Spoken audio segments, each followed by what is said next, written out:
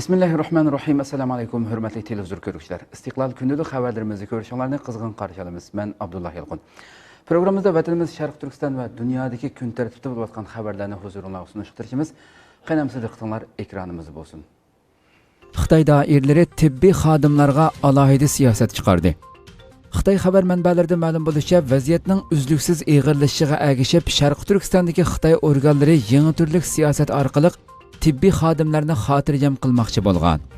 Bildirilishicha, atalmish avtonom rayonlik odam kuchi boyligi va ijtimoiy kafolat nazorati, moliya nazorati va sahiya sog'lomlik komiteti qatorliq 3 o'rin birli vaqtda uqtirish chiqarib, tibbiy xodimlar va aloqador xodimlar xizmat jarayonida Wuhan virusi bilan yuqumlanib qolsa yoki bu sababli o'lib ketsa, ish ustida yaralanish qatorida bartaraf qilinadiganligini, ishda yaralanish sug'urtasidan bahramon bo'la oladiganligini bildirgan. Wuhan virusi tarqalgandan keyin garchi Xitoy taratqullari barliq uchurlarni qattiq kontrol qilgan bo'lsa-mu, ammo Wuhandagi bir qism doktor va sestralarning kasal yo'qib o'lib ketganligi, nurg'unlagan doktorlarning qochib ketganligi, shundaqli bir necha cho'ng doktorxonaning qurilishini bahona qilib, ambulatoriyasini taqib olganligi oshkorlangan.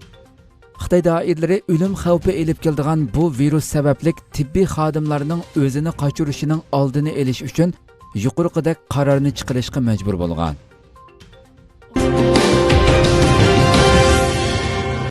Amerika Davlat Majlisida diniy ziyonkashlikka xotima berish temasida guvohlik berish yig'ini ochildi. Amerika Avom palatasi qarmog'idagi Tashqi ishlar komiteti navbatda dunyo miqyosida avjilayotgan, shundaqli hukumatlarning bevosita orqa terak bo'lishi bilan barg'ansiri yuqori ballaga chiqayotgan diniy e'tiqod ziyonkashligining eng yangi ahvoliga qarab chiqish uchun 28 yanvar kuni maxsus guvohlik berish yig'ini o'tkazdi. Oldi bilan Tashqi ishlar komitetining raisi Karin Bass xonim so'z elib, diniy e'tiqod ziyonkashligining hozir fuqarolarni jinoiy jazo o'lchim bo'yicha jazolashga aylanib kelayotganligini so'zlab o'tdi. Karin xonim so'zda Xitoy rejimining Uyg'urlarga qilayotganlarini alohida misol qatorida tilga olib, Xitoy hozir Uyg'urlarni lagerlarga qamash orqali ularni haroq ichishga va cho'chqa go'shti yeyishga majburlayotdi. Mushuning o'zila Uyg'urlarning kishilik huquqida qaysi ahvolda ekanligini ko'rib olg'ili bo'ladi dedi. Komitet a'zolaridan palata a'zosi Kristofer Semesmi so'z oldi.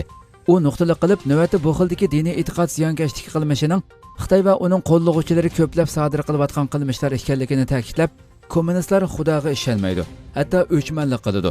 Kommunist Xitoy Shi Jinpingning rahbarligida Uyg'ur va qozoqlarni lagerga qamayotdi. Ular hozir yolg'iz shaxslarni qamab qolmasdan, balki yana kishilarni butun oila bo'yicha qamoqqa elayotdi. Millatlar hozir diniy e'tiqod sababli asosli hujum nishoni bo'layotdi. Bu hol dunyodagi ko'plagan davlatlarga kengayotdi deb ko'rsatdi. Yig'inga ishtirok qilgan fuqarolar huquqi va erkinligi komitetining raisi Jam'i Raskin apandimi so'zda Uyg'urlarning hozir diniy e'tiqod ziyonkashligining eng cho'ng qurbonlari bo'layotganligini eskartib o'tdi. Uyg'urlarga vakolatan yig'inda guvohlik bergan faoliyatchilarning yana biri Uyg'ur harakat tashkilotining raisi Roshan Abbas xonim edi. U navbatda Sharq Turkistonda mavjud bo'layotgan asosli siyosiy masalalarni so'zlab kelib, Uyg'urlarning g'oyat zo'r sonda lagerlarga qamalishi, oilalardagi judolik, Uyg'ur ayollarining Xitoylar bilan to'ylashishga majburlanishi, Xitoy kadrlarining tuqqan bo'lish nomida Uyg'urlarning shaxsiyat bo'shligini egallab olishi, islom dinining oshkora holda qonunsiz qilmishga mansub qilib qo'yilishi, islom dinini xitoychilashtirish va kommunist ideya bilan bir gavdalashtirish harakatining yuqori pallaga chiqishi qatorliq masalalarni ixcham so'zlab o'tdi. Shuningdek, Xitoy rejimining hozir izchil lagerlarni kasbiy tarbiyalash maktabi deyish orqali xalqaroni aldayotganligini, hadisi Gulshan Abbasga o'xshash lagerga qamalib bo'lgan millionlagan kishilarning amaliyotda hech qanday tarbiyalashga ehtiyoji yo'q kishilar ekanligini alohida ta'kidladi. Shuningdek, Amerika hukumatining bu jihatda amaliy va unumli bo'lgan biror harakatga o'tadigan payti yetib kelganligini, tarixda ko'rilgan zo'r qirg'inchilik fojiasining 21-asrda yana bir qatim ko'rilishiga bahona bo'lg'udak hech narsaning yo'qligini bildirdi.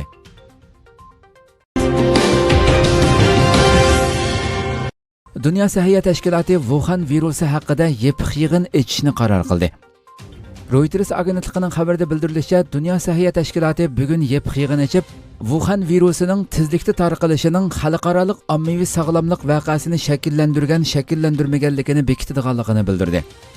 Dunyo sahiya tashkilotining mas'ul amaldori bu vaqtda ifoda bildirib, virusning bir necha kundan buyon xalqarodagi tarqalish ahvolining kishini ansirtadiganligini, garchi Xitoyning sirtidagi yuqumlanish ahvoli intayin oz bo'lsa-mu, yanada keng ko'lamli tarqalish ahvoli ko'rilishi mumkinligini bildirdi.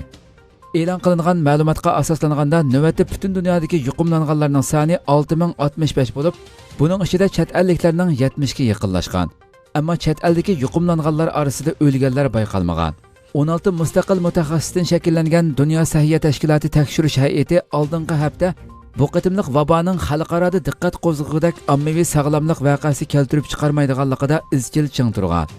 Ammo vaziyatning ig'irlashishiga ergashib, mazkur hay'at bugun bu masalaga qayta qarab chiqishni qaror qilgan. Turkiya Wuhandagi fuqarolarni qaytirib elib kelish uchun maxsus aeroplan avatdi. Xitoyda jiddiy tarqalayotgan koronavirus sababli Turkiya ilgari Xitoydagi fuqarolarning kerakli tadbir elishi va Turkiyadan Xitoyga jiddiy ahvol bo'lmaganda safar qilmasligi haqida ogohlantirish bergan edi. Turkiya bugun virusning uvisi bo'lgan Wuhanda o'qish va boshqa tijorat sababli turayotgan 34 turk, 7 Gruziya, 7 Ozarbayjonlik va 1 Arnavutlik fuqaroni Turkiyaga elib kelish uchun Anqara Ati Mas'ud askariy aerodromidan maxsus aeroplan avatdi. Xitoyning kishilik huquq dafsandichiligi javobgarlikka tortilishi kerak. Amerika Avam Palata raisi Nancy Pelosi 28 yanvar kuni Avam Palataning yig'inida nutq so'zlab, Xitoyning Uyg'ur qatorliq xalqlarni nishon qilgan kishilik huquqni dafsanda qilish qilmishining javobgarlikka tortilishi kerakligini bildirdi. Nancy Pelosi shu kuni Avam Palatasining 4331 nomerlik 2020 yillik Tibet siyosati va Tibetni qo'llash qonun loyihasi ovoz qo'yilganda bu so'zlarni qilgan. Mazkur qonun loyihasi 28 yanvar 392 ovozning qo'llashi bilan ma'qullangan bo'lib, uningda Dalay Lama o'lsa, uning izbasarini Tibetlarning o'zi saylash, uningga qo'l tiqqan Xitoy amaldorlariga embargo yurgizish qatorliqlar talab qilingan edi.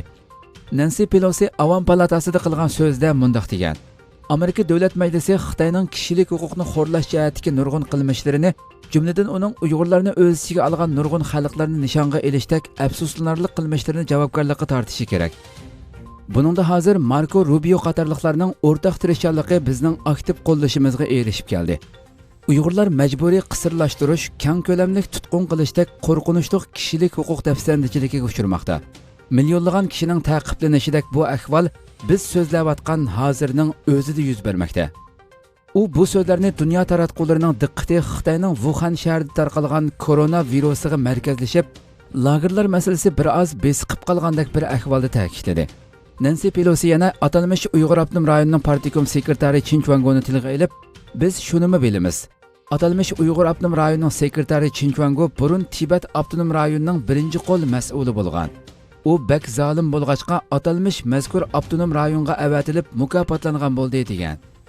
Nancy Pelosi Uyg'ur kishilik huquq qonun loyihasini qo'llab, uning mazmuniga ba'zi kuchlik moddalarni qo'shishni talab qilgan siyosiy yo'llarning biridir. Mazkur qonun loyihasi o'tgan yili Avam Palatasida ma'qullanib, Kengash palatasiga sunilgan edi. Wuhan virusi Xitoy iqtisodiga og'ir zarb berdi. Reuters agentligining xabarida bildirilishicha, Xitoy Ijtimoiy fanlar akademiyasi iqtisodshunosi Zhang Ming tunugun Xitoy iqtisodi haqida to'xtalib, bu qitimliq virusning Xitoy iqtisodiga og'ir zarb bo'lganligini bildirdi. U so'zda Xitoyning bu yil birinchi fasllik iqtisod o'sish nisbatining 5% ga tushib qolishi mumkinligini, hatto buningdami tuvallab ketadiganligini, bu qitimliq virusning ziyinining saristinmi eshib tushadiganligini bildirdi. Navbatda kunsiri yomonlashayotgan vabo Xitoyning qatnash, sayohat, yemak-ichmak, ko'ngil ichish qatorliq turli sohalarga og'ir ta'sir ko'rsatgan.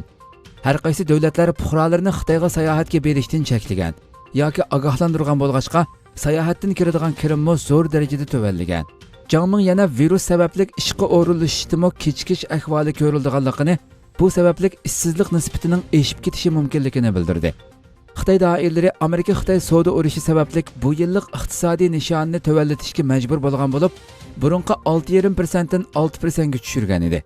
Ammo tuyuqsiz yuz bergan vabo ofati qisqa vaqt ichida Xitoyni iqtisod jihatdan texmo holsirtib etgan.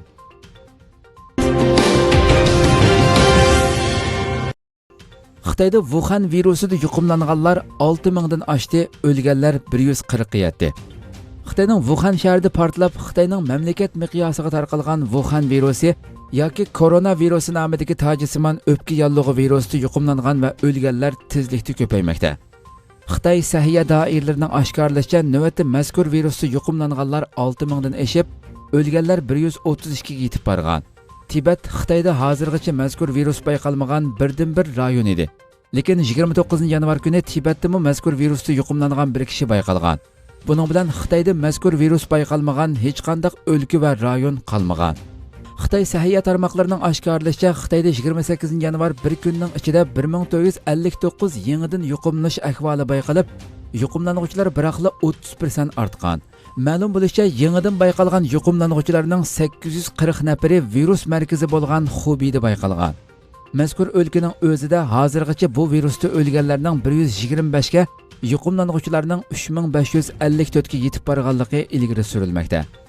Xitoy rejimi Wuhan shaharini qamal qilib, shaharga kirish chiqishni cheklagan bo'lsa-mu, lekin uning o'tgan yili 12-oyda bayqalgan virusni kontrol qilishda nima uchun bunchalik kechikkanligi eng ko'p so'ralgan savoldir. Navbatda mazkur virusning tarqalish sur'ati kishilarni andishiga solmoqda. Dunyo sog'liqni tashkiloti 29 yanvar kuni axborot yig'ini o'tkazib, koronavirusiga qarshi butun dunyoning harakatga o'tishi kerakligini bildirdi. Axborot yig'inida Dunyo sog'liqni tashkilotining jiddiy salomatlik programmasining mas'uli Mike Ryan Xitoyning ba'zi tadbirlarni olganligini maqtagan bo'lsa-mu, lekin koronavirusi paydo qilgan xirrisning intayin zo'rligini ta'kidladi. Dunyo sog'liqni tashkilotining bildirishicha, mazkur organ bugun yig'in o'tkazib, koronavirusning yer shari xarakterlik jiddiy salomatlik masalasiga aylangan yoki aylanmaganligini muzokara qiladi.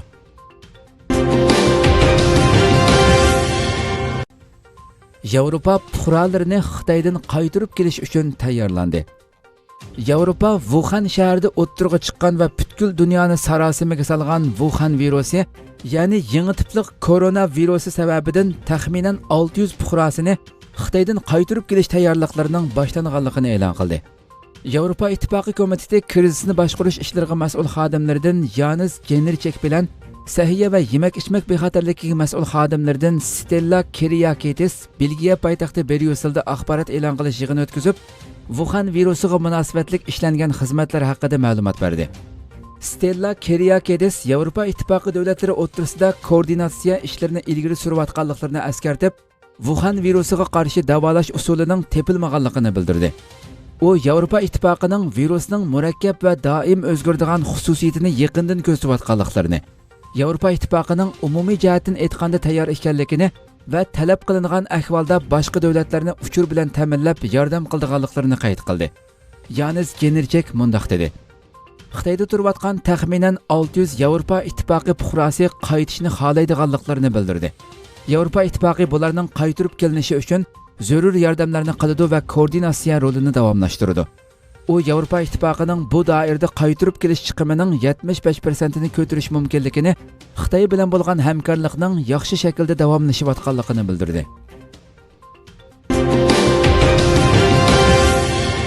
Angliya havo yo'llari shirkati Xitoyga berib keladigan barliq aeroplan qatnashini to'xtatdi. Angliya havo yo'llari shirkati British Airways yangi tipdagi tojisimon virus paydo qilgan yuqumli o'pka yollig'ini nazarda tutib, Xitoyga qatnaydigan barliq aeroplan safarlarini to'xtatishni qaror qildi. Angliya havo yo'llari shirkati bayonot berib, Angliya Tashqi ishlar ministrligining sayohat ogohlantirishidan keyin darhol ijro qilinadigan shaklda Xitoy cho'ng quruqliqqa bo'lgan o'zaro aeroplan safarlarini to'xtatdik deganlarini qayd qildi. Bayonotda qaror uchun Angliya havo yo'llari shirkati yo'lovchilaridan kechirim so'ralib, xaridorlarimizning va mulozimatchilarimizning bexatarligi bizga nisbatan har doim oldingi o'rinda turadi.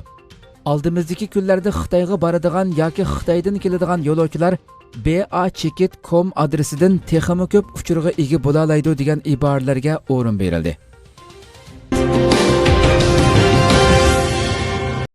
Xalq diplomatiyasi harakatining Malayziya ziyorati davom qilmoqda. Xalqaro Sharq Turkiston tashkilotlar birligining o'rinlashtirishi bilan Islom dunyosi diplomatiyasi plani bo'yicha Sharq Turkiston tashviqot va media jamiyatining raisi va tashkilotlar birligining media mas'uli Dr. Abdulvaris Abdulxoliq, shundaqla Avstraliya Sharq Turkiston jamiyatining raisi va Sharq Turkiston inson haqlari jamiyatining a'zosi Nurmuhammad Turkistoniy qatorliq hay'atning Malayziyada elib berayotgan ziyorati davom qilmoqda. Hay'at 29 yanvar Malayziya Islom tashkilotlari birligi shura raisi Dr. Muhammad Azmi bin Abdulhamidni ziyorat qildi. Hay'atni Dr. Muhammad Azmi ishxonasida qizg'in kutib oldi. Hay'at Dr. Muhammad Azmi bilan 2 soatga yaqin hamsuhbatda bo'lib, Sharq Turkistonning hozirgi ijinishli vaziyati haqida, shundaqli qilishga tegishli masalalar haqida tafsiliy suhbat elib bordi.